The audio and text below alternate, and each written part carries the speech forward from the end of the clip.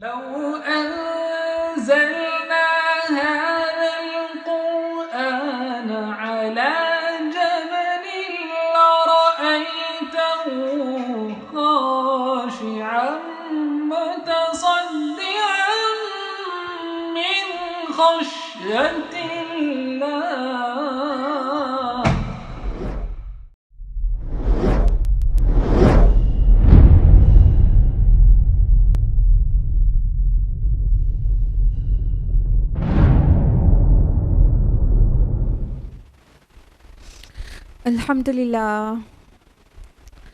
الحمدللہ رب العالمین والصلاة والسلام علی رسولہ الکریم وعلی آلہ واصحابہ اجمعین. اما بعد، اعوذ باللہ من الشیطان الرجیم. بسم اللہ الرحمن الرحیم. یا ایھا الناس قد جاءتکم موعظۃ من ربکم وشفاء لما فی الصدور وہدی ورحمۃ للمؤمنین. بسم اللہ الرحمن الرحیم. رب اشرح لی صدری ویسر لی امری واحلل عقدۃ من لسانی یفقہوا قولی. میری عزیز سامعات، آپ سبھی کا درس قرآن مجید میں تہہ دل سے خیر مقدم ہے. السلام علیکم ورحمۃ اللہ وبرکاتہ. اللہ تعالیٰ کی ذات بابرکات سے امید ہے کہ آپ سب بخیر و عافیت ہوں گی. الحمدللہ. اللہ تعالیٰ آپ کو اچھا رکھے، ہدایت اور صراط مستقیم پر رکھے، دنیا اور آخرت دونوں میں کامیابی عطا کرے. آمین. میرے ساتھ کون سی سورہ چل رہی ہے درس قرآن میں؟ سورہ النمل. سورہ النمل کی آیت نمبر کہاں تک لاسٹ ویک کمپلیٹ کیا تھا؟ جی ہاں، 44. سو آج 45 آنورڈس تفصیل سے جانیں گے. اور یہ جو پریویس رکوع تھا وہ اللہ کے بہت خاص نبی سلیمان علیہ السلام کے متعلق تھا، اور کس طرح سے ملکہ سبا ان کی مطیع اور فرما بردار ہو جاتی ہے اور ایمان لے آتی ہے. اس کو تفصیل سے ہم لوگوں نے جانا تھا. لیکن اب اس سورہ میں انبیاء اور رسول کا رنگ آ رہا ہے، یعنی کہ اب دو رسولوں کی خبریں آ رہی ہیں، صالح علیہ السلام کی قوم اور لوط علیہ السلام کی قوم کا تذکرہ. اور وہ ظاہر ہے انبیاء اور رسول کے انداز میں، یعنی ایک رسول اللہ کی عدالت بن کر ان کی طرف بھیجے گئے اور قوم نے انکار کیا، پھر ان پر اللہ کا عذاب آ گیا. یہ پچھلی سورہ میں بھی ہم تفصیل سے جان چکے ہیں. سورہ شعراء میں بھی کئی رسولوں کا تذکرے تھے، اس میں یہ دونوں اقوام کا بھی ذکر تھا، یعنی ابھی آپ لوگوں کے ذہن میں فریش ہوگا. تو بس کنٹینیو کرتے ہیں آیت نمبر 45 سے. سو آیت نمبر 45 از اعوذ باللہ من الشیطان الرجیم. بسم اللہ الرحمن الرحیم. وَلَقَدْ أَرْسَلْنَا إِلَىٰ ثَمُودَ أَخَاهُمْ صَالِحًا أَنِ اعْبُدُوا اللَّهَ فَإِذَا هُمْ فَرِيقَانِ يَخْتَصِمُونَ. اور ہم نے بھیجا تھا قوم سمود کی طرف ان کے بھائی صالح علیہ السلام کو کہ تم اللہ کی بندگی کرو، تو اس پر وہ لوگ دو گروہ ہو کر آپس میں جھگڑنے لگے. اب اللہ سبحانہ تعالیٰ نے یہاں پر ذکر کیا کہ سمود کی طرف ان کے بھائی کو ہم نے بھیجا تھا، یعنی ان کے قومی بھائی بھی تھے اور ان کے خیر خواہ تھے. اس طرح صالح علیہ السلام کو سمود کی طرف اللہ سبحانہ تعالیٰ نے رسول بنا کر بھیجا، اور ان کے جو سب سے پہلی دعوت تھی وہ دعوت توحید تھی کہ تم اللہ کے علاوہ کسی کی بندگی نہ کرو. تو یہاں پر آگے بات کہی گئی کہ وہ دو گروہ ہو کر آپس میں جھگڑنے لگے. جب کوئی رسول اللہ کی طرف دعوت دیتا ہے تو دو گروہ کیسا بن جاتا ہے؟ کون دو گروہ؟ بالکل بالکل بالکل. ایک مومنین کا گروہ جو ان پر ایمان لے آتا ہے اس رسول کی دعوت پر، اور ظاہر ہے ایک نہیں ماننے والے لوگوں کا گروہ. تو اس طرح دو گروہ تو سب میں ہی ہو جاتے ہیں. تو یہ دو گروہ ہو کر آپس میں کہا گیا یختصمون. یختصمون ورڈ خصمہ سے ہے. خصمہ ماننا ہوتا ہے جھگڑا کرنا، اور یہ جو فریقان ورڈ آیا ہے وہ فریق کا ڈوئل ہے، تثنیہ ہے. ٹھیک ہے، تو دونوں فریق آپس میں جھگڑنے لگے. کہنے کا مطلب جو حق پر ہوتا ہے وہ باطل کو جب بلاتا ہے حق کی طرف تو جھگڑا کھڑا ہی ہو جاتا ہے. یعنی امر بالمعروف کرو تو اتنا زیادہ پرابلمٹک نہیں ہوتا، لیکن جب نہیں عن المنکر کرو، برائی سے روکنے کی کوشش کرو تو جھگڑا ہی کھڑا ہو جاتا ہے. تو وہ دونوں فریق یعنی کہ جو مومنین تھے وہ الگ ہو ہی گئے تھے. اب ان کو اپنی دین آبائی کی پیروی نہیں کرنی تھی، اور جن کو اپنے آباء و اجداد کا دین زیادہ ہی پیارا تھا، حق سے بھی زیادہ، حق سے محبت کرنے سے بھی زیادہ، تو انہوں نے جھگڑا سٹارٹ کر دیا. قال یا قومی لم تستعجلون بالسیئۃ قبل الحسنہ، اس نے کہا اے میری قوم کے لوگوں، تم کیوں جلدی مچاتے ہو برائی کے لیے بھلائی سے پہلے. لولا تستغفرون اللہ لعلکم ترحمون، تم لوگ اللہ سے مغفرت کیوں نہیں مانگتے تاکہ تم پر رحم کیا جائے. اب صالح علیہ السلام نے فرمایا کہ اے میری قوم، تم برائی مانگتے ہو بجائے بھلائی مانگنے کے. اور یہاں برائی مانگنے سے مراد کیا ہے؟ جب بھی کسی رسول نے اللہ تعالیٰ کی دعوت قوم کو دی ہے تو پھر ان کو انذار کے لیے آنے والے عذاب کی خبر بھی دی گئی ہے کہ نہیں مانو گے تو اللہ کا عذاب آ جائے گا.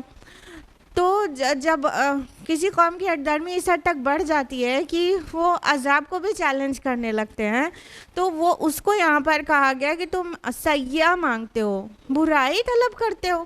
یعنی یہ جو قوم تھی سمود، انہوں نے بھی للکارا تھا صالح علیہ السلام کو، سدھر کے دے نہیں رہے تھے اور للکار رہے تھے، کہہ رہے تھے کہ ٹھیک ہے تم کو لگتا ہے کہ ہم نہیں مانیں گے تو عذاب آ جائے گا، تو وہ عذاب لا کے دکھاؤ ہم پر. اور یہ بات درج بھی ہوئی ہے قرآن حکیم میں، سورہ اعراف سورہ نمبر 7 آیت نمبر 77 میں انہوں نے کہا تھا یا صالح ائتنا بما تعدنا ان کنت من المرسلین، اے صالح لاؤ ہم پر وہ عذاب جس کی تم ہمیں دھمکی دے رہے ہو اگر تم واقعی رسولوں میں سے ہو. تو انہوں نے عذاب کے لیے للکارا تھا، عذاب کی ڈیمانڈ کی تھی کہ اچھا ہم سے اگر تم واقعی اللہ کے سچے رسول ہو تو ہم پر عذاب لے آؤ جس کی تم ہمیں شب و روز دھمکی دیا کرتے ہو کہ نہیں مانو گے تو اللہ کا عذاب آ جائے گا. دیکھیے یہی سچویشن تھی نبی صلی اللہ علیہ وسلم کے دور میں مکہ کے ٹائم پر کہ رسول اللہ صلی اللہ علیہ وسلم انہیں عذاب کی دھمکی دیتے تھے، تو وہ لوگ بھی اہل مکہ بھی کفار مکہ بھی نبی صلی اللہ علیہ وسلم کو سم ٹائمز عذاب کو چیلنج کرنے لگتے تھے کہ اچھا ابھی تک آیا کیوں نہیں وہ عذاب، وہ کب آئے گا. اتنا ہی نہیں، ابو جہل کی زبانی قرآن میں درج تک بھی ہوا ہے کہ بدر سے ٹھیک پہلے اس نے دعا کی تھی، اپنے لیے برائی مانگ لیا، دعا کی تھی کہ اے اللہ اگر ہم واقعی غلط ہیں اور یہ جو ہم کو جس طرف بلا رہے وہ صحیح ہے تو ہم پر آسمان سے پتھر برسا دے، ہم کو ہلاک کر دے. مطلب انسان اپنے لیے برائی مانگ لیتا ہے، بلکہ انسان کی سمجھداری یہ ہے کہ وہ اللہ سے کہے اللہ پاک اگر ہم غلط ہیں تو ہمیں معاف کر دیجئے نا. یہی بات تو یہاں پر کہی جا رہی ہے کہ صالح علیہ السلام نے کہا اے قوم کے لوگوں، تم برائی مانگتے ہو بھلائی کے بجائے، تم استغفار کیوں نہیں کرتے، تم اللہ سے مغفرت طلب کرو لعلکم ترحمون تاکہ تم پر رحم کیا جائے. تو ہر انسان اللہ کی رحمت کا بالکل محتاج ہے، اسے اللہ کی رحمت کی دعا کرنی چاہیے اور اللہ کی طرف سے مغفرت کی دعا کرنا چاہیے، نہ کہ ایون حق پر ہو تو چیلنج کرنا چاہیے. نہیں، چیلنج نہیں کرنا چاہیے بلکہ اللہ کے سامنے ہمبل اور عاجزی اور انکساری دکھانا چاہیے، ہیوملٹی دکھانا چاہیے اور بہت ہمبلی مانگنا چاہیے کہ اللہ پاک اگر ہم غلط ہیں تو ہمیں معاف کر دیجئے اور ہمارے عمل کی اصلاح کر دیجئے. سب سے صحیح راستہ یہ ہے. تو ان کی قوم نے کیا کہا دیکھیے، قالوا اطیرنا بک وبمن معک، انہوں نے کہا کہ ہم تمہیں منحوس سمجھتے ہیں، تم اور تمہارے ساتھیوں کو. قال طائرکم عند اللہ بل انتم قوم تفتنون، انہوں نے کہا کہ تمہاری نوست کا معاملہ اللہ کے اختیار میں ہے بلکہ تم ایسے لوگ ہو جو آزمائے جا رہے ہو. اب جب صالح علیہ السلام انہیں جب معجزے کی ڈیمانڈ کیا تو ان کو اونٹنی برآمد ہو گئی ان کے سامنے اور معجزہ دکھا دیا گیا اور نہیں مان رہے تھے تو ان کو ڈرایا گیا کہ دیکھو اونٹنی کے ساتھ تم اچھی طرح سے بیہیو کرو نہیں تو تم کو ایک بہت بڑے دن کا عذاب لے لے گا. تو جب ادھر سے چونکہ اللہ کا رسول جو ہوتا ہے وہ اللہ کی عدالت بن کے قوم کے درمیان آتا ہے اور وہ تو پورے کانفیڈنس سے بولے گا ہی. تو جب صالح علیہ السلام اپنی قوم کو ڈرا رہے تھے، تو اب کچھ نہیں بن پڑا تو انہوں نے کہا کہ تم لوگ بڑے منحوس ہو، یا تو ان پر کوئی چھوٹا موٹا عذاب آ گیا ہوگا، جیسے کہ قرآن شاہد ہے کہ اللہ تعالیٰ بڑے عذاب کو بھیجنے سے پہلے چھوٹے چھوٹے مصائب ڈال دیتا ہے عذاب کے طور پر، تاکہ انسان گڑ گڑائیں، اور گڑ گڑا کر اللہ کی طرف پلٹتے ہیں، تو اس لیے اللہ تعالیٰ چھوٹی چھوٹی پریشانیاں ڈال دیتا ہے۔ تو ممکنہ طور پر کوئی ایسی چیز ہوئی ہوگی تو کیا بولنے لگے کہ تم لوگ منحوس ہو، استغفر اللہ، اللہ کے رسول اور ان کے ساتھیوں کو کہا جا رہا ہے تم منحوس ہو۔ جو طیر مینس کیا ہوتا ہے؟ طائر یا طیر مینس پرندہ ہوتا ہے، اور یہاں پہ جو نحوست یا بدشگونی ورڈ آ رہا ہے کہ تم بدشگون ہو ہمارے لیے، وہ کس لیے آ رہا ہے؟ اہل عرب جو ہے پرندوں سے فال لیتے تھے، پرندوں سے شگون لیتے تھے، جیسے کہ وہ پرندوں کو اڑائے کرتے تھے، ادھر اڑ گیا تو ان کا اچھا فعل ہے، ادھر اڑ گیا تو برا ہے، یا تو کوئی پرندہ آتا ہوا دیکھتے اور پھر وہ اگر پورب کی طرف گیا تو مان لو کہ وہ ان کے لیے اچھا شگون ہے، یا پشچم کی طرف گیا تو برا شگون ہے، اس طرح پرندوں سے وہ شگون لیتے تھے۔ تو یہ ورڈ جو طیر یا طائر ہے یہ استعمال ہونے لگا شگون کے لیے بھی، فال کے لیے بھی، نحوست کے لیے بھی، ٹھیک ہے۔ تو وہ کہنے لگے صالح علیہ السلام کی قوم سمود صالح علیہ السلام کو، تم لوگ بڑے بدشگون لوگ ہو، تم لوگ کی وجہ سے ہم پر مصیبت آ رہی ہے، تم جب سے ہماری بستی میں ہو اور جب سے اپنا یہ کام تم نے نیا دین شروع کر دیا ہے، تب سے ہمارے اوپر کوئی نہ کوئی مصیبت ہی رکھی رہتی ہے۔ عین وہی حالات ہیں جو نبی صلی اللہ علیہ وسلم کو درپیش تھے، اور کفار مکہ کہہ رہے تھے نبی صلی اللہ علیہ وسلم اور ان کے ساتھیوں کو منحوس کہہ رہے تھے کہ تمہاری نحوست ہے، ان کے وہاں پہ بھی قحط آ گیا تھا نا مکہ میں، تو جو بھی چیز ایسی ہوتی اس کو رسول کی طرف منسوب کر دیتے۔ یہی سین موسیٰ علیہ السلام کے دعوت کے ایام میں بھی تھا، جب وہ آل فرعون کے درمیان میں ٹھہرے ہوئے تھے، دعوتیں دے رہے تھے، تو جو ان پر کٹھنائیاں آتی تھیں اس لیے کہ وہ گڑ گڑائیں اور اللہ کی طرف پلٹیں اور رسول کی دعا سے ان کے اوپر رحمت واپس آئے تو انہیں یقین بن جائے، اس کے بجائے وہ کہہ دیتے تھے موسیٰ تم منحوس ہو۔ تو یہ بہت پرانا چلن ہے کہ جو بھی حق کی دعوت دیتا ہے الٹا اس کو یہ سننا پڑتا ہے تم منحوس ہو، تمہاری وجہ سے الٹا ہماری پرابلم آ رہی ہے۔ تو ایک تو یہ منحوس ہونا یا بدشگون ہونے کا ایک تعویل تو یہ ہو گئی، اور ایک یہ بھی ہو گئی کہ جب بھی اللہ کا کوئی رسول قوم کو دعوت دیتا ہے تو ظاہر ہے ان میں سے کچھ لوگ ایمان لے آتے ہیں، کسی کا بیٹا ایمان لے آیا باپ نہیں لایا، کسی کی بیوی لے آئی شوہر نہیں لایا، تو گھر میں بھی پھاڑ ہو جاتی ہے۔ تو وہ جو گھر کے اختلافات ہوتے ہیں اس کے متعلق بھی پچھڑے رسولوں کو بھی کہا گیا اور ہمارے نبی صلی اللہ علیہ وسلم کو بھی کہا گیا کہ تم جب سے اب ایک نیا دین لے کر اٹھے ہو اس کی بدشگونی یہ ہے کہ تم نے گھروں کو توڑ دیا ہے، بیٹا باپ سے جدا ہو گیا، شوہر بیوی سے جدا ہو گئی۔ تو یہ چیزیں نبی صلی اللہ علیہ وسلم کو بھی سننی پڑی تھی۔ تو یہ سارا جو آیات نازل ہو رہی ہیں وہ مکہ میں نازل ہو رہی ہیں، اور بتایا جا رہا ہے کہ یہ پچھلے رسولوں کے ساتھ بھی آئین یہی چیزیں ہوئی تھیں۔ تو اے نبی صلی اللہ علیہ وسلم آپ کے ساتھ بھی یہ لوگ کر رہے ہیں، آپ صبر سے کام لیجئے، انجام رسولوں کا اور رسولوں کے ساتھیوں کا ہی صرف اچھا ہوتا ہے۔ تو اس طرح اللہ سبحانہ تعالیٰ فرما رہے کہ ان سے کہہ دیجئے کہ تمہارا نحوست کا معاملہ تو اللہ کے حوالے ہے، یعنی کیوں تم پر یہ مصائب آ رہے وہ تو صرف اللہ ہی جانتا ہے۔ ریالٹی یہ ہے وداؤٹ اینی ڈاؤٹ کہ تمہیں آزمایا جا رہا ہے۔ ابھی ہم نے بتایا نا اللہ بڑے عذاب سے پہلے چھوٹے مصائب ڈال کر آزماتا ہے کہ ابھی بھی ان میں جو بھی میگنیٹ ہے وہ چپک جائے آئرن کے ساتھ، اور جو کچرا ہے وہ الگ ہو جائے۔ تو چھوٹے عذاب کو ڈال کے، کہنے کا مطلب چھوٹے چھوٹے مصائب کو ڈال کے ان کو آزمایا جا رہا تھا، اس میں تو کوئی ڈاؤٹ ہی نہیں ہے، پوری زندگی آزمائش ہے نا۔ قرآن حکیم میں بہت سارے مقامات ہیں جس سے پتہ چلتا ہے، جیسے سورہ ملک آیت نمبر 2 لِيَبْلُوَكُمْ أَيُّكُمْ أَحْسَنُ عَمَلًا، تاکہ تم کو آزمائے کہ تم میں سے کون نیک عمل کرتا ہے، کون اچھے کام کرتا ہے۔ تو ان پر جو حالات ڈالے جا رہے تھے، تو without any second opinion it was a test, it was a trial. تو اللہ کے رسول صلی اللہ علیہ وسلم نے کہا کہ نہیں تمہیں آزمایا جا رہا ہے، تم شگن بد شگنی مت کرو، وہ سب اللہ کے ذمے ہے، تمہیں تو واقعتاً آزمایا جا رہا ہے۔ وَكَانَ فِي الْمَدِينَةِ تِسْعَةُ رَهْطٍ يُفْسِدُونَ فِي الْأَرْضِ وَلَا يُصْلِحُونَ، اور اس شہر میں 9 بڑے بڑے سردار تھے، وہ زمین میں فساد مچاتے تھے اور اصلاح نہیں کرتے تھے۔ فی المدینہ، مدینہ سے مراد یہاں پر وہی شہر، وہی بستی ہے جو حجر کا کہلاتی ہے۔ آپ کو پتہ ہی ہوگا کہ قوم سمود کا جو مسکن تھا وہ حجر میں تھے، اصحاب الحجر بھی کہتے ہیں سمود کو، رائٹ۔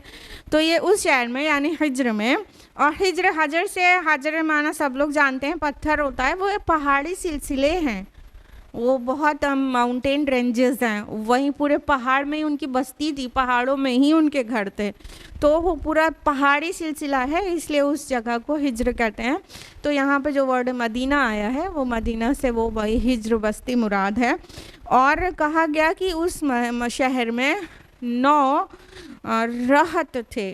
رہط مینس ہوتا ہے خاندان بھی ہوتا ہے، رات میں چھوٹی سی جمعیت بھی ہوتی ہے، چھوٹی سی نفری جس کی رینج ہے کہ 1 سے لے کے 9 تک کے لوگ، یا گروپ کو بھی کہتے ہیں، اور کہیں اس کا استعمال انفرادی حیثیت میں بھی آتا ہے، یعنی فرد کے لیے بھی استعمال ہوتا ہے، اسمال گروپ کے لیے بھی استعمال ہوتا ہے۔ تو یہاں پر آیا کہ 9 لوگ تھے یا 9 خاندان تھے یا 9 گروپس تھے یا 9 سردار تھے۔ دیکھیے ہر ایک سردار کے پیچھے ایک اس کا پورا قبیلہ تو ہوا ہی نا، قبیلے کا ایک سردار ہے تو اس کے پیچھے اس کے قبیلے بالکل بلائنڈ فالوورز کی طرح اس کے پیچھے ہیں، ٹھیک ہے۔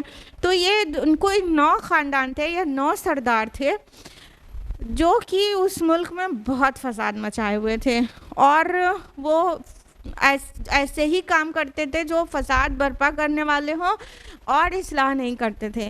باقی جو سائلنٹ میجورٹی ہوتی ہے وہ صرف یہ دیکھتی ہے کہ ہمارا جو لیڈر ہے وہ بات کو مان رہا ہے کہ نہیں، وہ کدھر چل رہا ہے۔ تو سائلنٹ میجورٹی ہمیشہ اپنے لیڈر کو بلائنڈلی فالو کرتی ہے۔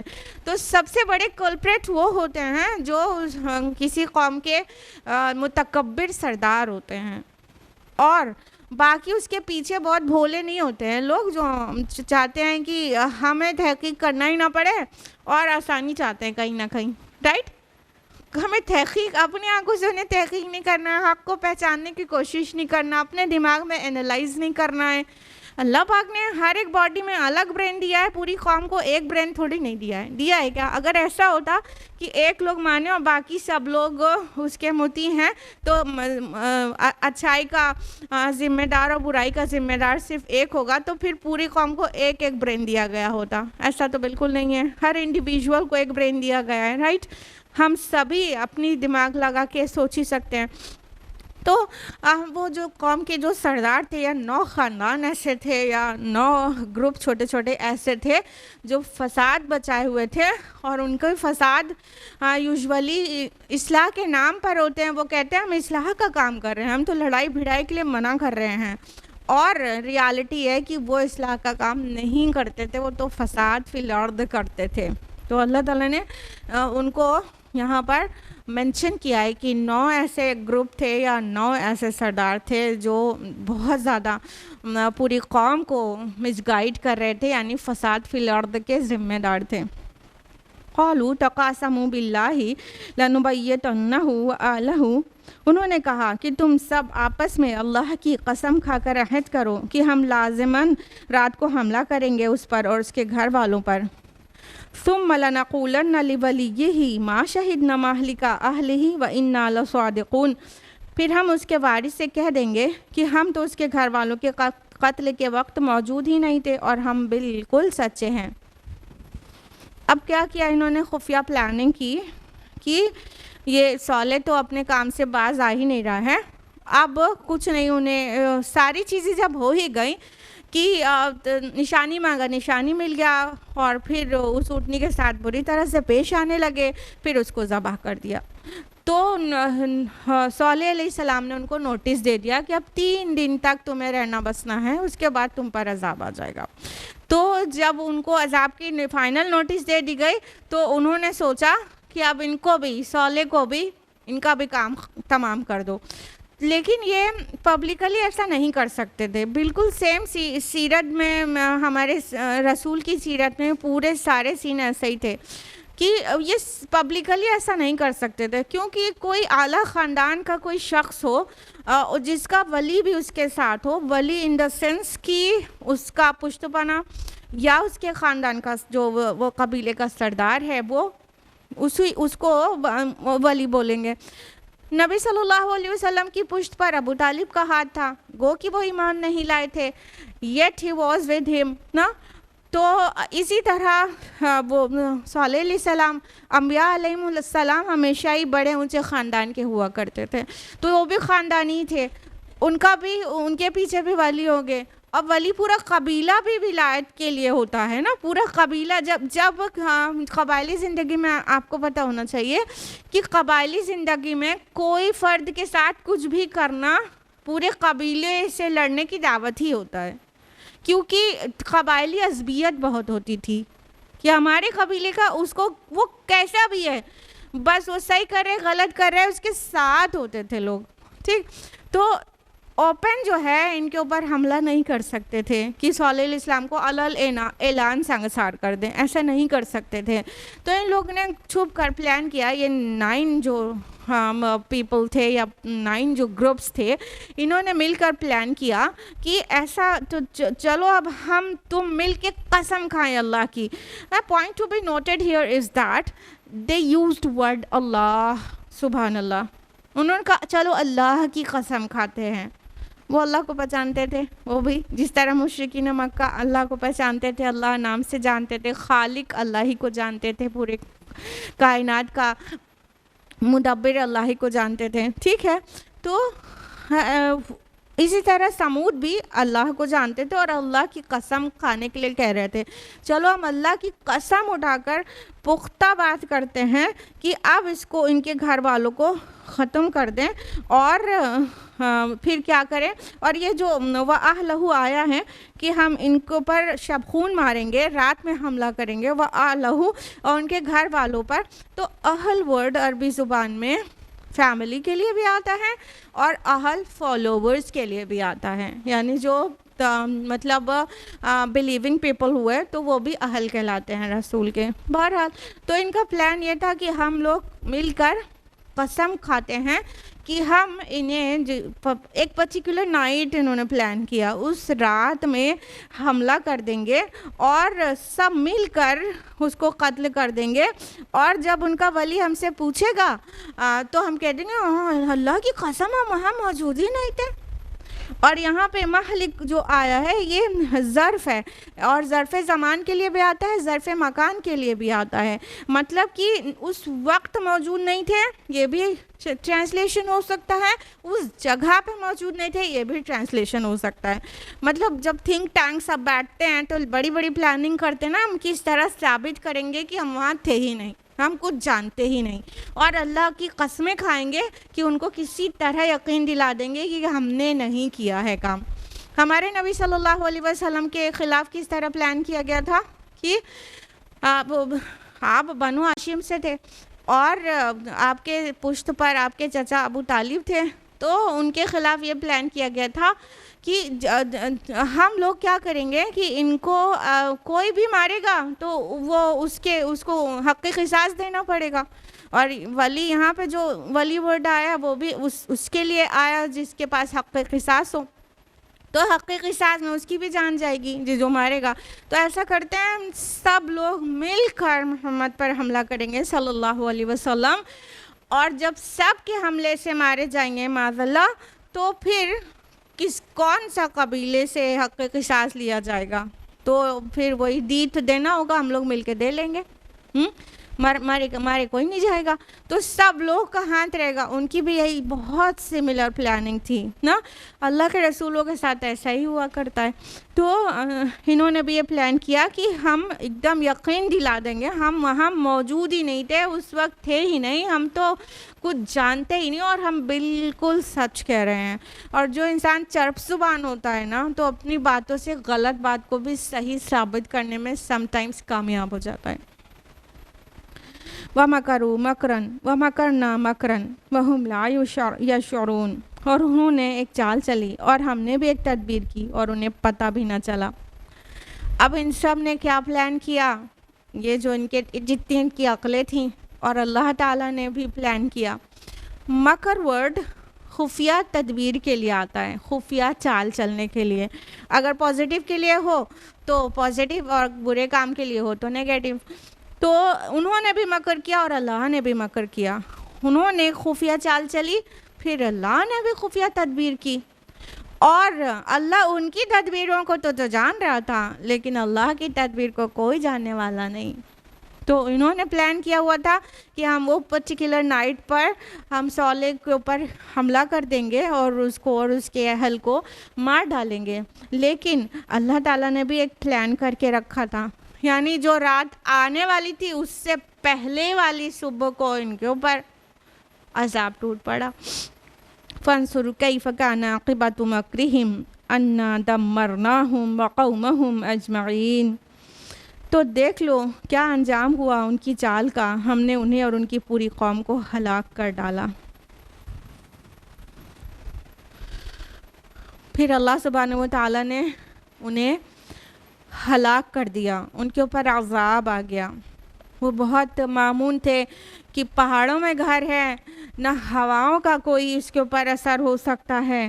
پہاڑوں میں گھر ہے تو فلڈ نہیں آ سکتا، اتنی اونچائی پہ پہاڑی علاقے میں فلڈ بھی نہیں آتا ہے. ان کا جہاں سے گمان بھی نہیں تھا، اللہ نے صیحہ، ایک چیخ، ایک آواز سے ان کو ہلاک کر دیا. وہ ایسی زوردار آواز تھی کہ سب کے ایئر ڈرمز پھٹ گئے اور سب کے کلیجے باہر آ گئے اور بستی کو شیک کر دیا گیا. سمود کے لیے صیحہ بھی آتا ہے عذاب کے لیے ورڈ، اور رجفہ بھی آتا ہے، یعنی زلزلہ بھی آیا تھا. تو زلزلہ اور صیحہ ان کے گمان میں بھی نہیں تھا، اور وہ اپنے کو بڑا محفوظ سمجھ رہے تھے. پہاڑوں میں گھر تراش کر اپنے کو بہت بڑا آرکیٹیکٹ سمجھ رہے تھے، بہت قابل سمجھ رہے تھے. پچھلی قوم جو عاد تھی، ان کے ہی جو بچے ہوئے لوگ تھے، ان سے پیدا شدہ یہ پورا قوم تھی. تو ان کے اوپر ہوا کا عذاب آیا تھا. انہوں نے سوچا ہمیں ہوا نہیں ہلاک کر سکتی، ہمیں پانی نہیں ہلاک کر سکتا، ہمارا کچھ نہیں ہو سکتا. وہ جہاں تک تصور کر رہے تھے وہ کر رہے تھے، اور اللہ کی پلاننگ تو ایسی خفیہ تھی کہ کوئی بھی نہیں جان سکا. اور اللہ نے اس سے پہلے کہ وہ اللہ کے رسول کو اوپر حملہ کرتے، وہاں سے رسول کو اور مسلمانوں کو بچا نکالا، اور ان کے اوپر عذاب آ گیا اور وہ سب کے سب ہلاک ہو گئے. دمرناہم ورڈ آیا ہے ہلاک ہونے کے لیے. دمر یدمر، تدمیر کا مطلب ہوتا ہے صفائی کر دینا، ایسا ہلاک کرنا کہ ختم ہی کر دینا، پورا نسیم منسیہ کر دینا، ایسا مٹا دینا کہ ان کی یادیں بھی ختم ہو جائیں. تو اس طرح سے پوری قوم پر ہلاکت طاری ہوئی. فَتِلْكَ بُيُوتُهُمْ خَاوِيَةً بِمَا ظَلَمُوا. تو یہ ان کے گھر ہیں جو ویران پڑے ہیں اس ظلم کے سبب جو انہوں نے کیا. إِنَّ فِي ذَلِكَ لَآيَةً لِقَوْمٍ يَعْلَمُونَ. یقیناً اس میں نشانی ہے ان لوگوں کے لیے جو علم رکھتے ہیں. اب وہ یہاں پہ کہا جا رہا ہے تِلْكَ بُيُوتُهُمْ، یہ ان کے گھر ہے، اشارہ کیا جا رہا ہے. تِلْكَ ہاضی تِلْكَ، یہ اس میں اشارہ ہے نا. تِلْكَ بُيُوتُهُمْ، یہ ہے ان کے گھر. یعنی یہ مشرکین مکہ کو سنایا جا رہا ہے کہ تم دیکھو ہمارے نبی کے ساتھ تم پلاننگز کر رہے ہو، تم انہیں ان کو مان کر نہیں دے رہے ہو. تو دیکھو اس سے پہلے کے رسولوں کو جب جھٹلایا گیا تھا تو ان کا انجام کیا ہوا. اور یہ صرف خبریں نہیں ہیں، ثبوت تمہارے سامنے ہیں. جب تم مکہ سے لے کے شام کی طرف جاتے ہو تو سمود کے کھنڈرات تم کو دکھتے ہیں، وہ ہجر کا علاقے سے تم گزرتے ہو. نبی صلی اللہ علیہ وسلم کا بھی گزر ہوا، لیکن آپ صلی اللہ علیہ وسلم نے اس کنویں سے پانی لینے تک کو منع کر دیا جہاں پر عذاب آیا تھا، اور وہاں پر تیزی سے اپنی سواری دوڑایا اور کہا کہ کوئی یہاں سے نہ گزرے سوائے اس کے کہ وہ روتا ہوا، آہ و بکا کرتا ہوا گزرے. تو اب آپ کو باقی لوگ پکنک اسپاٹ کی طرح جاتے ہیں، تو اللہ ان کو ہدایت دے. ٹھیک ہے، تو اللہ کے رسول صلی اللہ علیہ وسلم نے مطلب اتنی تاکید کی کہ وہ جگہ جہاں پر اللہ کا عذاب آیا وہاں پہ اللہ سے اور زیادہ ڈر لگتا ہے. رسول ہو کے بھی اتنا خوف تھا، اور اپنی امت کو تربیت کر گئے. تو وہ جو ویران گھر تھے مطلب ابھی بھی ہیں نا، وہ 1450 سال پہلے تک نہیں تھے، ابھی بھی ہیں. آپ ادھر سے عرب کے نارتھ میں جب جائیں گے تو مکہ مدینہ سے نارتھ کی طرف شام کے لیے، تو بیچ میں ہجر کی بستی پڑے گی، اور وہ اس کے جو کھڈرات ہیں یعنی وہ جو ان کے حویلیاں ہیں پہاڑوں کے اندر تراشی ہوئی، تو وہ اس کو دیکھ کر ایسا محسوس ہوتا ہے جیسے کوئی کسی نے اس کو شیک کر دیا ہو. اب بتائیے پہاڑوں کو کون شیک کر سکتا ہے؟ شیک کی سب ایسے بکھراؤ ہے کہ اس میں پورے شیکن پہاڑ نظر آتے ہیں وہاں پر، اور وہ ان کی ہڈیاں آج تک بھی ملتی ہیں کھنڈرات میں. ان کی جو ہڈیاں تھیں اٹھانے والا بھی کوئی نہ تھا، تو وہ ہڈیاں آج بھی ان کی اتنے پرانے جو مل جاتی ہیں ہڈیاں کہ وہ انسان چاہے تو عبرت حاصل کرے. تو مشرکین مکہ جو نبی صلی اللہ علیہ وسلم کو مان کر نہیں دے رہے ہیں، کہا جا رہا ہے کہ دیکھو یہ ہیں ان کے وہ گھر جو ویران پڑے ہیں. پہلے یہ بسے ہوئے تھے اور بہت تکبر کرتے تھے اپنے آرکیٹیکچر پر، تو اب دیکھو ان کا آرکیٹیکچر کیسا ویران پڑا ہے. اور یہ چیزیں اس لیے ہوئی کہ یہ ظلم کرتے تھے، ان کے ظلم کے سبب. اب زیادہ روشن خیال لوگ کہتے ہیں کہ یہ تو طبعی قانون ہے، یہ فزیکل لاز ہیں، یہ چیزیں ہوتی رہتی ہیں. تو ان عقل مندوں کو بتائیں کہ یہ چیزیں ہوتی رہتی ہیں، ٹھیک ہے فزیکل لاز ہیں، لیکن فزیکل لاز کو بنانے والا کون ہے؟ یہ چیزیں کر کون دیتا ہے؟ کس کی مرضی سے کہاں پر ایسا ہو جاتا ہے اور کہیں پہ نہیں ہوتا ہے؟ کس کی مرضی چلتی ہے اس کے پیچھے؟ وہ اللہ کا پتہ دیتے ہیں. تو اللہ تعالیٰ نے ان پر عذاب لا دیا اور فرمایا کہ یقیناً اس میں نشانی ہے، لیکن کس کے لیے کہا؟ ان لوگوں کے لیے جو علم رکھتے ہیں. اب بات صرف اس علم کی حد تک نہیں ہے کہ یہ خبر جس کو پہنچ گئی اس کے لیے نشانی بن گئی، نہیں. بہت سے عقل مند لوگ ہیں، ہاں انورٹڈ کامرز عقل مند، کون؟ جو یہ والی نالج، ہسٹری کی نالج ہونے کے بعد بھی ان کو عبرت کا سامان نہیں نظر آتا. یہ تو حقیقت کے علم کی بات ہے کہ انسان تھوڑی دیر رکے، غور کرے، سوچے کہ ہاں ہوا تو، لیکن کیوں ہوا؟ کس نے کیا؟ فاعل کون ہے؟ کوئی ایکشن ہوا تو کوئی تو ڈوئر ہے، ہاں کوئی ایکشن پرفارم ہوگا تو کوئی اس کا ڈوئر ہوگا، کوئی اس کا کرنے والا ہوگا، کوئی تو محرک ہوگا جس کی وجہ سے یہ ہوا ہوگا. تو جو علم حقیقت کا علم رکھتے ہیں، خواہ وہ لکھنا پڑھنا نہیں جانتے ہوں، جو حقیقت کا علم رکھتے ہیں ان لوگوں کے لیے اس میں نشانی ہے، باقی لوگوں کے لیے پکنک اسپاٹ ہے. اللہ خیر سلام. وَأَنْجَيْنَا الَّذِينَ آمَنُوا وَكَانُوا يَتَّقُونَ، اور ہم نے نجات دی ان لوگوں کو جو ایمان لائے تھے اور جنہوں نے تقوی کی روش اختیار کی تھی. اب کفار کا انجام بیان کرنے کے بعد مومنین کی نجات بھی بیان کر دی گئی کہ اور ہم نے عذاب تو آیا لیکن ہم نے ان کو نجات دے دی جو رسول پر ایمان لائے تھے، رسول کے ساتھ ان کو وہاں سے محفوظ طرح سے نکال دیا. اللہ تعالیٰ خصوصی وحی کے ذریعے رسول کو وہاں سے نکلنے کا حکم دے دیتا ہے. وہ اپنی قوم کو، جو لوگ ایمان لائے ہیں ان کو لے کے وہاں سے نکل جاتے ہیں، اور جب وہاں سے پوری طرح سے وہاں سے عذاب والے علاقے سے باہر ہو جاتے ہیں تب عذاب آتا ہے. تو ان کو نجات دے دی اس لیے کہ وہ دو ریزنز بیان کیے گئے ہیں. الذین آمنوا، جو ایمان لائے تھے، ایک ریزن ایمان کی باعث، وکانوا یتقون، اور وہ تھے پرہیزگار، وہ بچنے والے تھے تو ان کو بچا لیا.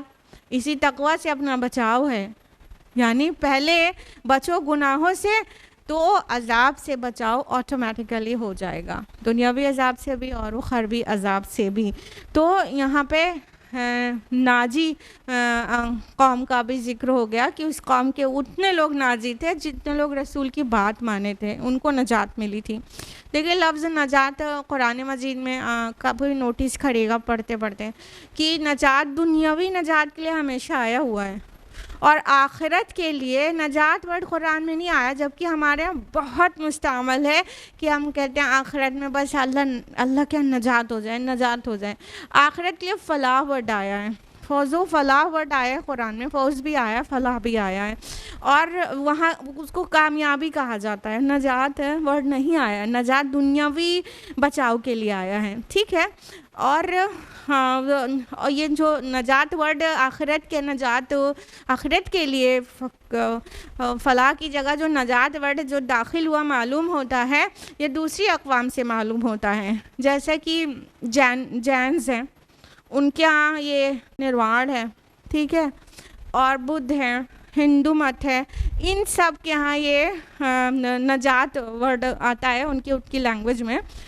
تو شاید وہیں سے ہمارے یہاں بھی آ گیا کہ نارملی انسان نجات ورڈ بہت استعمال کرتا ہے آخرت کے تعلق سے، مگر آپ قرآن پڑھتے ہوئے غور کریے گا، ہم آپ کو پوائنٹ ٹو بی پونڈرڈ دے رہے ہیں کہ نجات ورڈ جب بھی آپ پڑھیں گے قرآن میں تو دنیاوی نجات کے لیے ہوگا، دنیاوی بچاؤ کے لیے، اور آخرت کے لیے ہوگا تو فلاح ہوگا، یفلحون اور مفلحون یہ سب ملے گا آپ کو، فلاح پانے والے، نہ کہ یہ نجات ورڈ ملے گا۔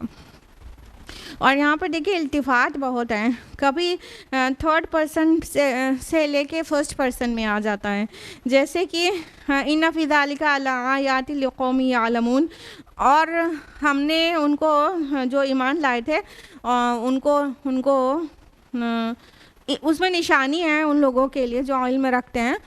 تو یہ تو تھرڈ پرسن ہو گیا نا، غائب کا صیغہ ہو گیا، اور اگلی آیت میں آ گیا وَأَنْجَيْنَا، اور ہم نے انہیں نجات دی، تو فرسٹ پرسن ہو گیا، متکلم ہو گیا۔ تو اس کے بہت سارے ریزنس ہوتے ہیں۔ اب یہاں پہ جس قوم کے بارے میں کہا جا رہا ہے اس کو تھرڈ پرسن کہا جا رہا ہے حقارت کی وجہ سے، ان کی طرف جیسے منہ پھیر کے ان سے کہا جا رہا ہو، اتنا ناراض ہے اللہ تعالیٰ کے سامنے سے، ڈریس بھی نہیں کرنا چاہ رہا ہے، اور انجینا اور نجات دی وہ تو مومنین کے لیے کہہ رہا ہے، تو سامنے سے کہہ رہا ہے، ٹھیک ہے۔ تو یہ بہت تیزی سے سوئچ ہوتا ہے، ایک آیت میں ایک فقرے میں سوئچ ہو جاتا ہے، آپ لوگ غور کر کے پڑھا کریے قرآن، کبھی آپ دیکھیں گے تھرڈ پرسن میں بات چلی آ رہی ہے غائب کے صیغے میں، اور اچانک فرسٹ پرسن آ جاتا ہے، اللہ تعالیٰ اپنے کو فرسٹ پرسن کی متکلم کی حیثیت سے مینشن کر دیتے ہیں۔ تو یہاں پہ کئی جگہ اس کو التفات کہتے ہیں، اچانک سے سوئچ ہو جانے کو، اور یہ کلام کے اندر بہت زبردست حسن اور ساتھ میں معنویت کو بڑھا دیتا ہے۔ وَلُوطًا إِذْ قَالَ لِقَوْمِهِ أَتَأْتُونَ الْفَاحِشَةَ وَأَنْتُمْ تُبْصِرُونَ، اور لوط کو بھی جب ہم نے اس نے اپنی قوم سے کہا کیا تم فحش کام کرتے ہو اور تم دیکھتے بھی ہو۔ لوط علیہ السلام کے بارے میں یہاں پر وَلُوطًا واو عطف کے ساتھ آ گیا، کیونکہ پیچھے تو بتا ہی دیا گیا تھا ہم نے بھیجا صالح کو ان کی قوم کے پاس، ٹھیک ہے، ان کے بھائی کو۔ تو یہاں پہ چونکہ کنٹینیویشن میں سیم کانٹیکسٹ میں آ رہا ہے تو باقی چیز محذوف ہے، انڈرسٹوڈ ہے کہ ہاں یہ کچھ چیزیں چھپی ہوئی ہیں کہ اللہ تعالیٰ نے لوط علیہ السلام کو ان کی قوم کے ان کی جس طرف ان کو مبعوث کیا تھا ان لوگوں کے درمیان میں بھیجا۔ یہ ان کے بھائی قومی بھائی نہیں تھے، ان کی قوم سے نہیں تھے، لوط علیہ السلام اپنی جو صدوم اور عمورہ کی بستیوں پر اپوائنٹ کیے گئے تھے وہ ان کے فرد نہیں تھے، باہر سے بھیجے ہوئے تھے۔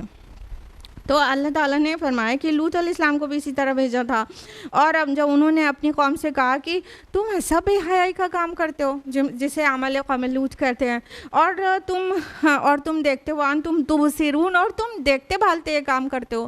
تبصرون یہاں پر دوہرا معنی دے رہا ہے، ایک یہ کہ بصرہ لفظ آنکھوں سے دیکھنے کے لیے بھی آتا ہے، اور بصرہ لفظ دل کی آنکھوں سے دیکھنا، اندرونی آنکھوں سے دیکھنا، بصیرت کے معنی میں بھی آتا ہے۔ تو بصارت بھی اسی سے، بصیرت بھی اسی سے ہے، تو دونوں طرح سے دیکھنے کو، غور کرنے اور سوچنے سمجھنے کے لیے معنی میں، یعنی اندر دل کی آنکھوں سے دیکھنے کے معنی میں بھی آتا ہے۔ تو یہ دو معنی اس طرح دے رہا ہے کہ تم ان آنکھوں سے دیکھتے ہوئے کرتے ہو، مطلب وہ اعلیٰ اعلان محفلوں میں یہ کام کرتے تھے بغیر شرم کے۔ دوسرا وَأَنْتُمْ تُبْصِرُونَ، اور تمہیں اتنی عقل ہے، تمہیں اتنی سمجھ ہے، یہ فحش کام ہے۔ فاحشہ ورڈ آیا، فحش اور فاحشہ اس کام کو کہتے ہیں جس کے برا ہونے میں کوئی دو رائے ہی نہیں ہے، جو اتفاق کو سب کا، سبھی لوگ کسی برائی کو برا جانے تو اس کو فحش، کھلی برائی کو فحش کہا جاتا ہے۔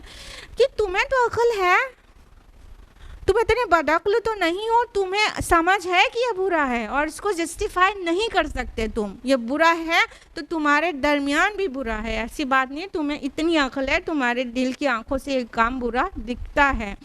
تو یہاں پر وَأَنْتُمْ تُبْصِرُونَ یہ کہا گیا۔ أَإِنَّكُمْ لَتَأْتُونَ الرِّجَالَ شَهْوَةً مِّن دُونِ النِّسَاءِ بَلْ أَنْتُمْ قَوْمٌ تَجْهَلُونَ، کیا تم مردوں کا رخ کرتے ہو شہوت رانی کے لیے عورتوں کو چھوڑ کر، بلکہ تم بڑے ہی جاہل لوگ ہو۔ ان کا کیا کام تھا سب کو پتہ ہی ہے۔ تو اللہ تعالیٰ نے کہا کہ ایک مقام پہ فرمایا ہے کہ یہ تم سے پہلے کسی نے بھی یہ کام نہیں کیا، مطلب یہ قوم لوط جو تھی یہ ہومو سیکشوالٹی کرنے والے پہلے لوگ تھے، اس سے پہلے تاریخ میں کبھی ہومو سیکشوالٹی نہیں ہوئی تھی، اور بڑا جسٹیفائی کیا جاتا ہے نا آج L G B T Q کو ان کا سپورٹ کرنے کے لیے کہا جاتا ہے اور نیچرل بتایا جاتا ہے۔ اگر فطرت میں یہ چیز ہوتی تو پھر آدم علیہ السلام کے ٹائم سے ایگزسٹ کرتی نا، کامن سینس لگائیے، ہاں اگر یہ فطری بات ہوتی تو ہمیشہ ایگزسٹ کر رہی ہوتی، لیکن سب سے پہلے یہ جو اتنا فحش کام تھا وہ کرنے والے لوگ جو تھے لوط علیہ السلام کی قوم تھی، اس سے پہلے کبھی کسی نے نہیں کیا تھا کہ ہے مطلب مرد ہیں اور عورت جیسی فیلنگ آتی ہے، استغفر اللہ۔ تو کہا کہ کیا تم مردوں کے اس لیے کی طرف لسٹ سے ساتھ دوڑتے ہو اور اپنا یہ گھنونا کام کرتے ہو، تم بڑے ہی جاہل لوگ ہو۔ اور پیچھے والی آیت میں کہا گیا وَأَنْتُمْ تُبْصِرُونَ، اور اب کہا گیا وَأَنْتُمْ قَوْمٌ تَجْهَلُونَ، تم تو جاہل ہو۔ ابھی بصیرت والے کہا گیا تھا، ابھی جاہل کہہ دیا گیا، کیوں بھائی؟ کیوں؟ اس لیے کہ یہ جو بات گھنونی ہے، غلط ہے، سب کے درمیان آیا ہے، تمہیں بھی پتہ ہے کہ یہ اچھا کام نہیں ہے۔ اب یہاں پہ کہا گیا انتم قوم تجہلون، تم جاہل لوگ ہو، مطلب تم جانتے ہوئے بھی وہی کرو تو تم سے بڑا جاہل کون ہے؟ جب ایک انسان بری چیز کو، گھنونی چیز کو، جب مکھی اگر چلی جائے کھانے میں تو نگل جاتی ہے، مجبوری ہوتی ہے، لیکن مکھی دیکھ کے کون نگلتا ہے بھائی؟ ہاں کوئی گندگی تمہارے اوپر پڑ گئی تو الگ بات ہے، لیکن کوڑا اٹھا کے کون کھاتا ہے بھائی؟ ہاں غلاظت اٹھا کے تم کھاتے ہو؟ ہاں تو اب ایسے ابھی جب جان کے بھی ایسے غلط کام کرے انسان تو اس سے بڑا جاہل کون ہوگا؟ تو کہا تم میرے جاہل ہو۔ اور جاہل لفظ عربی زبان میں وہ نفس سے مغلوب ہو جانے والے کے لیے بھی آتا ہے، جو جذبات سے مغلوب ہو جائے۔ تو جب جو جذبات ہیں، جو نفس کے اندر احساسات ہیں، بس اس کو پورا کرنا ہے، تو ایسے کو بھی جاہل ہی کہا جاتا ہے۔ مطلب کچھ بھی اندر سے جو بھی تقاضے ہیں نفسانی، اس کو پورا ہی کر لے تو ایسے جذبات سے مغلوب ہونے والے کو جاہل کہا جاتا ہے۔ تو اس معنی میں بھی تم بالکل جاہل قوم ہو، تم میں جو بھی فیل ہوتا ہے بس کر ڈالتے ہو، جبکہ اس کی برائی کو تم جانتے ہو یہ برا ہے۔ فما كان جواب قومه إلا أن قالوا أخرجوا آل لوط من قريتكم إنهم أناس يتطهرون، تو اس کی قوم کا کوئی جواب نہیں تھا مگر یہ کہ انہوں نے کہا نکال باہر کرو لوط کے گھر والوں کو اپنے شہر سے، یہ لوگ بڑے پاک باز بنتے ہیں۔ اب دیکھیے ایسا گھناؤنا کام کر رہے تھے کہ اس کو جسٹیفائی تو کر نہیں سکتے تھے، یعنی کوئی بھی انسان جو ہے اس کو غلط سمجھ لے گا۔ اب آج کے روشن خیال لوگوں کی تو بات ہی مت کریے، سبحان اللہ، اس وقت اتنی روشن خیالی نہیں تھی کہ وہ غلط تو تھا، تو جسٹیفائی کرنے کے لیے کوئی سینٹنس نہیں تھا ان کے پاس۔ تو پھر انہوں نے کیا کہا؟ نکالو باہر کرو ان کو۔ اب جو قوم کے بڑے بڑے سردار ہوں گے، انہوں نے گیدر ہوئے ہوں گے، میٹنگ کیا ہوگا کہ بتاؤ ذرا، ہم لوگ کو سب کو غلط ہی کہہ دیا، برا ہی کہہ دیا، یہی لوگ بڑے پاک باز ہیں، یہی لوگ بڑے پارسا ہیں، چلو ان کو نکال کے باہر کرو۔ بھڑکانے کا ایک انداز ہوتا ہے نا، جب غلط کام کو کے بارے میں ٹوک دیا جاتا ہے تو وہ جو جتنے متکبر لوگ ہوتے ہیں، پھر غلط کو صحیح بتانے کا کوئی طریقہ ان کے پاس نہیں ہوتا ہے، تو پھر بھڑکانے والا کام کرتے ہیں کہ ہاں ہم لوگ سبھی غلط ہیں، مطلب ہم ہی لوگ غلط ہیں، ہم سبھی غلط ہیں، بس یہی ایک پاک ہیں، یہ بڑے پارسا ہیں، چلو تو ان کو اپنی بستی سے نکالو سکون سے، جس طرح جو کر رہے تھے کرتے رہیں۔ اگر آپ کو اس بات کا یقین نہیں ہو رہا ہے کہ ایسے تانے سننا ہی پڑتا ہے، تو آپ کسی بے حیائی والی محفل میں جہاں سب بے پردہ ہوں، پردے کے اوپر کچھ بول دیجئے، پھر دیکھیے ایسے ہی تانے آپ کو مل جائیں گے، انسٹنٹلی آپ کو ایکسپیرینس ہو جائے گا، ہاں بڑی پارسا بنتی ہیں، بس آپ ہی ایک صحیح ہیں، ہم سب غلط ہیں۔ تو جہاں میجورٹی غلط کر رہی ہو، غلط کو صحیح بتانے کا ان کے پاس کوئی دلیل نہ ہو، کوئی ریشنل نہ ہو، تو پھر یہ اڑی ہوئی بات کہی جاتی ہے، ہٹ دھرمی والی، کہ ہاں بڑے پاک بنتی ہیں یہ۔ تو ہمارے رسول لوط علیہ السلام کو بھی یہ سننا پڑا کہ یہ بڑے پاک باز بنتے ہیں، چلو ان کو بستی سے نکال کے باہر کرو، یہاں سے نکال دو، کچھ ایسا کرتے ہیں کہ بس ان کو دیش نکالا دے دیتے ہیں۔ فَأَنجَيْنَاهُ وَأَهْلَهُ إِلَّا امْرَأَتَهُ قَدَّرْنَاهَا مِنَ الْغَابِرِينَ، تو ہم نے نجات دی اس کو اور اس کے گھر والوں کو، سوائے اس کی بیوی کے، جس کے بارے میں ہم نے طے کر دیا تھا کہ وہ پیچھے رہ جانے والوں میں ہوگی۔ تو اب کچھ باتیں محذوف ہے، اپنے آپ کو سمجھ میں آ گیا کہ اس درمیان میں عذاب آ گیا۔ جب انہوں نے بھی لوط علیہ السلام کو وہاں سے نکالنے کا بہت گھٹیا پلاننگ کر ڈالی، تو اللہ سبحانہ و تعالیٰ نے اس بستی کو نیست و نابود کر دیا۔ تفصیلات آپ لوگ بخوبی جانتی ہیں کہ یہ سدوم اور عمورہ کی بستی جارڈن کے پاس ہے، جہاں پہ ڈیڈ سی ہے۔ اس بستی پر پکی ہوئی مٹی کے پتھر برسے اور یہ بستی کو پلٹ دیا گیا اور زلزلہ بھی آ گیا، اوپر کی چیز نیچے، نیچے کی چیز اوپر ہو گئی، اور آج بھی کھدائی میں نکلتی رہتی ہے اس بستی، کافی بستیوں کے آثار وہاں پر اس علاقے میں۔ اور ڈیڈ سی بھی تھوڑا ایکسپینڈ ہو گیا دھنس جانے کی وجہ سے، تھوڑا زیادہ ایریا کور کر لیا، پہلے اتنا زیادہ ایریا میں نہیں ہوتا تھا۔ اور یہ ساری چیزیں محذوب کر کے یہاں آگے کی بات کہہ دی گئی کہ ہم نے نجات دے دی اس کو اور اس کے گھر والوں کو، جیسا کہ بتایا اہل فالوورز کو بھی کہتے ہیں، لیکن اس کی بیوی کے علاوہ، اور اللہ تعالیٰ نے اندازہ کر لیا تھا کہ وہ رہ جانے والوں میں، یعنی عذاب کے ساتھ رہ جانے والوں میں ہوگی۔ یہ یہاں قدرناہا، اس کا ہم نے اندازہ کیا تھا، اس کا کیا مطلب ہے؟ یعنی اللہ تعالیٰ جانتے تھے کہ یہ ہے تو ہمارے رسول کے بیوی، لیکن یہ نجات پانے والوں میں نہیں ہوگی۔ کیوں؟ یہ جو برا عمل تک کرتے تو مرد لوگ تھے، اب بیچاری اس عورت کو جو کہ لوط علیہ السلام کی بیوی ہے، اس کو کیوں عذاب میں ہلاک کیا گیا؟ کیونکہ وہ غلط کو غلط نہیں کہتی تھی، کیونکہ اس کی ہمدردیاں قوم کے ساتھ تھی رسول کے گھر میں، اتنے پاک انسان کے گھر میں، ہاں، لیکن اس کی ہمدردیاں قوم کے ساتھ تھیں۔ تو دھیان رہے کہ غلط کو غلط سمجھنا ہے، حق کو حق سمجھنا ہے، اور حق کا ساتھ دینا ہے، اور باطل سے منہ موڑنا ہے۔ اگر اس درمیان میں کوئی جگہ تلاشی تو ناکامی کے علاوہ کچھ ہاتھ نہیں لگے گا۔ یعنی لوط علیہ السلام کی بیوی تو یہ کام نہیں کر رہی تھی نا، صرف اس کی ہمدردیاں گناہ گاروں کے ساتھ تھیں، قوم کے ساتھ تھی، اور اس کی ہمدردیاں لوط علیہ السلام کے ساتھ نہیں تھیں۔ تو اس بات کی وہ مجرم تھی اور برابر کا عذاب پایا اس عورت نے۔ دوسری بات یہ کہ وہ تو رسول کے گھر کی تھی، تو جس طرح سے خاص ہونے کے بعد ریوارڈز بڑے بڑھ کر ملتے ہیں، اسی طرح خاص ہونے کے بعد اگر غلطی ہو جائے تو پنشمنٹ بھی ڈبل ہی ملتی ہے۔ تو اللہ تعالیٰ نے اس کو ہر جگہ الگ سے منشن کیا ہے، بہت بار قرآن میں الگ سے منشن کیا ہے، کیونکہ وہ ایسی محروم خاتون تھی کہ اللہ کا رسول کو اپنا شوہر پا کے بھی وہ عورت ایمان نہیں لائی اور نہیں سدھری اور اپنی قوم کے غلط کام پہ جسٹیفائی کرتی تھی، بس اس وجہ سے اس پر بھی عذاب آ گیا۔ وَأَمْطَرْنَا عَلَيْهِمْ مَطَرًا فَسَاءَ مَطَرُ الْمُنذَرِينَ، اور ان کے اوپر ہم نے ایک بارش برسائی تو بہت ہی بری بارش تھی جو ان لوگوں پر برسائی گئی جن کو خبردار کیا گیا تھا۔ تو آپ کو ڈیٹیل بتائی دی کون سی بارش ہوئی تھی، پتھروں کی بارش ہوئی تھی، اور بہت ہی آج بھی وہاں پہ بہت سارے ریڈیو ایکٹیو ایلیمنٹس ملتے ہیں، بہت زہریلی چیزیں ملتی ہیں، وہاں کی ریت، وہاں کا پتھر، وہ سب آج بھی بہت زہریلا ہے۔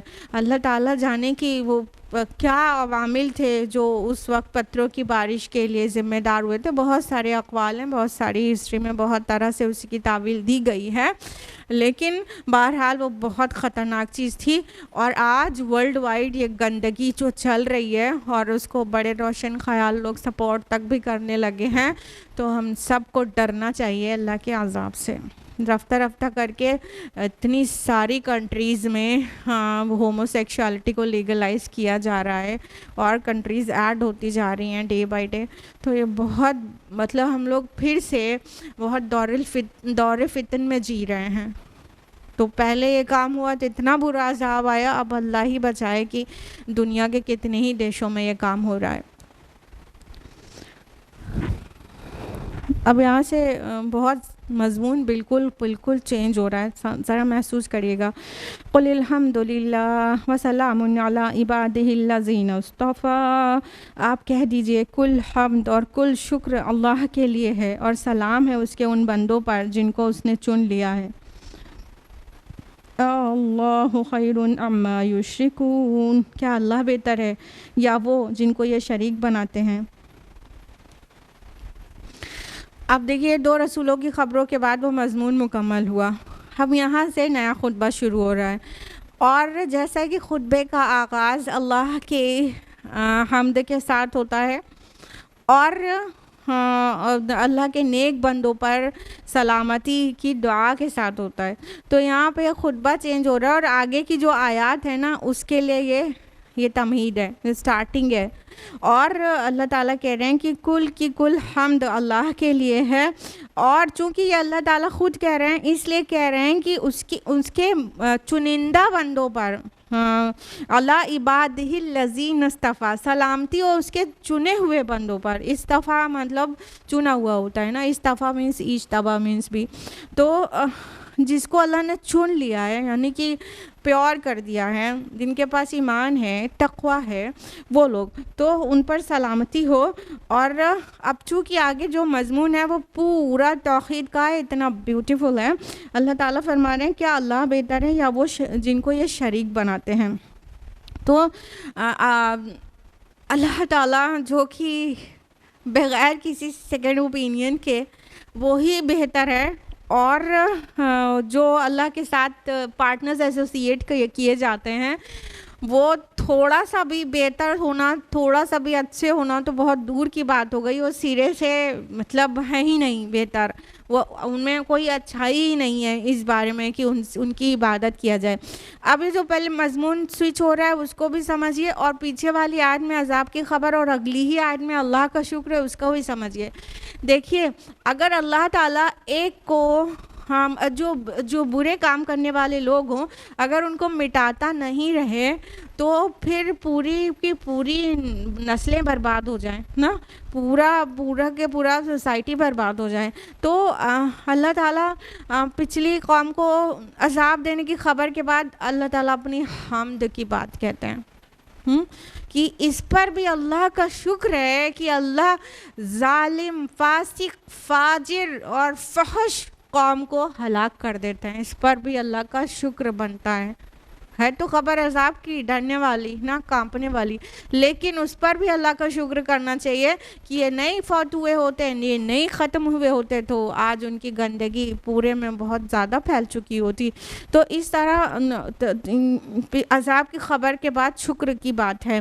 اور جب یہ کہا جا رہا ہے کہ اللہ بہتر ہے یا اور جو اس کے ساتھ جو تم شریک بناتے ہو، تو اول تو یہ سرے سے سوال پیدا ہی نہیں ہوتا ہے کہ اللہ بہتر ہے یا اور کوئی، سوال ہی پیدا نہیں ہوتا ہے. لیکن اس سوال کو پیدا کیا گیا ہے کیونکہ آگے وہ سارے دلائل ہیں جو کہ توحید کے ہیں، اور انسان پورا اوپن مائنڈڈ ہو کے سوچنا شروع کرے کہ وہ کر کیا رہا ہے اللہ کے ساتھ، اور پارٹنر سے ایسوسیٹ کر کے وہ کر کیا رہا ہے، کیسی حرکت ہے جو وہ کر رہا ہے. تو یہاں پر یہ سوال کھڑا کیا گیا ہے، پوچھا گیا ہے. اور یہ سوال اگر امین حسن اصلاحی صاحب کی مانے تو انہوں نے کہا یہ جتنے سوالات ہیں نا، یہ ان کا انداز استفہامیہ نہیں ہے، یعنی کوئی کویشچن پوچھا گیا اور اس کا جواب چاہیے، یہ والا انداز نہیں ہے. انداز یہ اہل عرب میں یہ بات بہت زیادہ مستعمل تھی ان کے مطلب جاہلی لٹریچر میں بھی، کہ کچھ ایسی چیزوں کو جو بہت اہم ہوتی تھی تو سوالیہ انداز میں اس کو پیش کرتے تھے. تو یہاں پر توحید کا ایک بہت اہم مضمون بیان کیا جانے والا ہے، اس کو سوال سے شروع کیا گیا ہے. ہر جگہ پر سوال سے شروع کیا گیا ہے. اول تو وہ پوری اٹینشن سیکھ کریں، اور جواب ان سے نہیں چاہیے، خطبہ آگے بڑھتا جاتا ہے. انداز سے آپ کو سمجھ میں آ جائے گا کہ جواب مانگا نہیں جا رہا ہے، بلکہ یہ خطبہ اپنے آپ آگے بڑھتا چلا جائے گا، اور ان کے جواب کچھ بھی نہیں ہوں گے، وہ سائلنٹ رہیں گے. بات اللہ کے رسول کی زبانی اور بھی آگے پہنچا دی جائے گی. نمبر 60 امن خلق السماوات والارض وانزل لكم من السماء ماء، بھلا کون ہے جس نے پیدا کیا آسمانوں اور زمین کو اور آسمان سے تمہارے لیے پانی اتارا. فانبتنا به حدائق ذات بہجہ، پھر اس کے ذریعے سے ہم نے پر رونق باغات اگائے. ما کان لکم ان تنبتوا شجرہا، تمہارے لیے ممکن نہیں تھا کہ ان کے درختوں کو خود اگا سکتے. الہ مع اللہ، کیا اور کوئی معبود ہے اللہ کے ساتھ؟ بل ہم قوم یعدلون، بلکہ ایسے لوگ ہیں جو حق سے انحراف کر رہے ہیں. اب اللہ تعالیٰ اپنی نعمتیں ذکر کر رہا ہے، اور اسی سوال کو کھڑا کرنے کے لیے کہ کیا اللہ کے علاوہ کوئی اور معبود بھی ہے جو یہ سب کرتا ہو. اب کیا کہا گیا ہے آیت نمبر 60 میں، سنیے. وہ کون ہے جس نے پیدا کیا آسمان اور زمین کو؟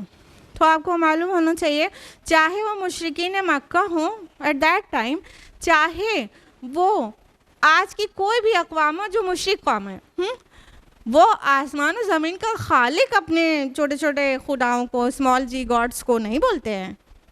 آسمان اور زمین کو پیدا کرنے والا تو ون اینڈ سپریم گاڈ ہے. وہ سب لوگ، مشرک لوگ بھی یہ مانتے ہیں، آج کے مشرک لوگ بھی، مشرک اقوام جو ہیں دنیا میں، وہ بھی یہ مانتی ہیں کہ آسمان اور زمین کو کریٹ کرنے کا کام یہ اسمال جی گاڈز نے، دیوی دیوتاؤں نے نہیں کیا ہے، وہ ون اینڈ سپریم گاڈ نے کیا ہے، اللہ سبحانہ و تعالیٰ نے کیا ہے. تو پوچھا گیا کس نے آسمان اور زمین کو پیدا کیا ہے، اور آسمان سے پانی تمہارے لیے کس نے برسایا ہے؟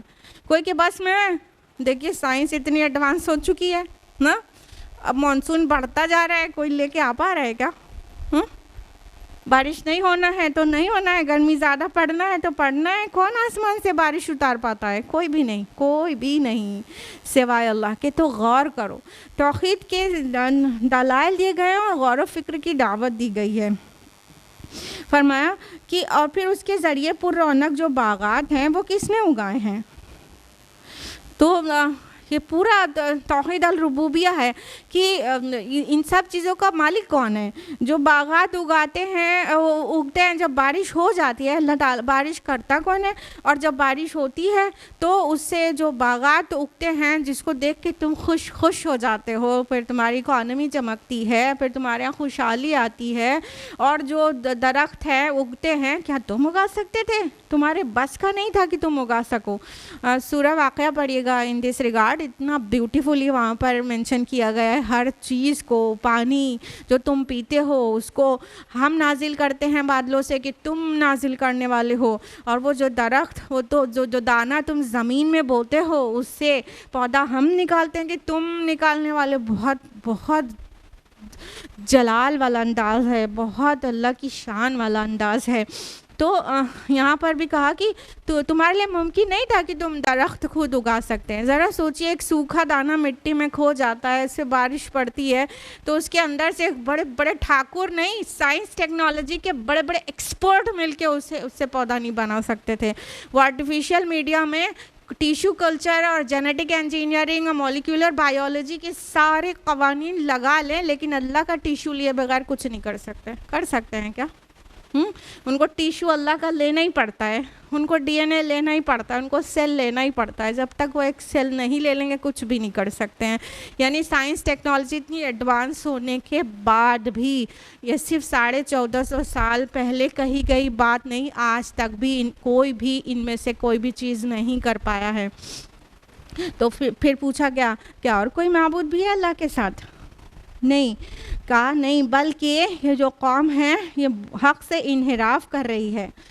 तो अभी देखिए फर्स्ट पर्सन में चल रहा था, अब इतना छोटा सा फिक्रा, बल हम कौम यादिलून, ये थर्ड पर्सन में आ गया, गायब के सेगे में आ गया। यानी नफ़रत और कराहत के लिए कि नहीं, तुम्हें तो सामने से एड्रेस करने के भी लायक नहीं हो, ये कौम तो हक़ से इन्हिराफ करने वाली है। यादिलून वर्ड आया है, यानी जो अदल से इन्हिराफ करें, जो अदल नहीं पसंद करें, तुम वो लोग हो।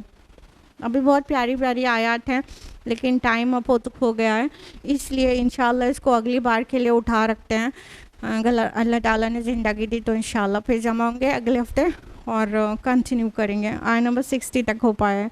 अल्लाह सुब्हान ताला से दुआ है कि वो हम सभी को कुरान मजीद पढ़ने और गौर व फिक्र करने, इसमें गौर तज़नी करने और इसमें नसीहत हासिल करने की तौफ़ीक़ अता फ़रमाए, और कुरान मजीद को हमारा हिर्ज़ जाँ बना दे और इसके दामन से वाबस्ता रखे, इससे हिदायत नसीब करे और हर गुमराही से बचा ले और तौहीद पर ज़िंदगी गुजरे और उसी पर फौत हो जाएँ। आमीन या रब्बल आलमीन। व आखिरु दावाना अनिल हम्दुलिल्लाहि रब्बिल आलमीन। वस्सलामु अलैकुम व रहमतुल्लाहि व बरकातुहू।